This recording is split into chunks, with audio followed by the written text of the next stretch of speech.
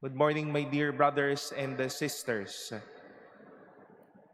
How do we wish to describe the Word of God preached to us every day at Mass, given to us every day through various means, social media, publications, our Bibles, and our diaries on hand with us in our homes and in our communities.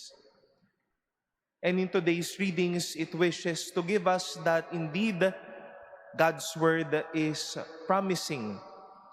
Maraming ipinapangako ang salita ng Diyos sa atin.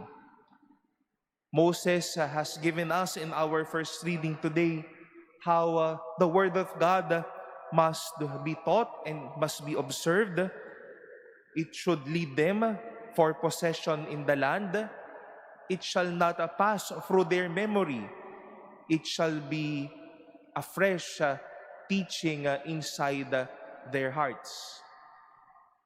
But might as well consider that more than God's word as a promising word, a promising truth in our lives, let us see as well that God's word is fulfilling. Hindi lang naman siya nangangako, kundi ito din ay nangtutupad. And such was the beautiful consolation given to us by Jesus in today's gospel, that He has come not to abolish such laws, but to fulfill them. To see that such is the greatest in the kingdom of heaven if a man obeys and teaches the commandments of God. Hindi lang siya kahindik-hindik, hindi lang siya maganda, hindi lang maganda pakinggan, kundi dinadala tayo sa katuparan nito. If God's word is promising us peace, then it will promise and then lead us to peace. If God's word promises mercy and forgiveness on our end, then it will fulfill mercy and forgiveness in us. If it promises love, then it fulfills love in us.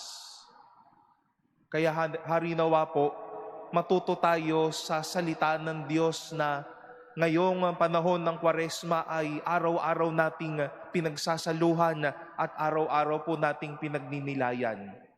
Matuto tayong katulad ng salita ng Diyos, ito ay nangangako, ngunit matuto din tayong tumupad. Diyan ho tayo nalalaglag minsan. Magaling tayong mangako, hindi tayo nantutupad. May kilala tayong magaling magsabi, natutulungan kita, mamahalin kita, sasamahan kita.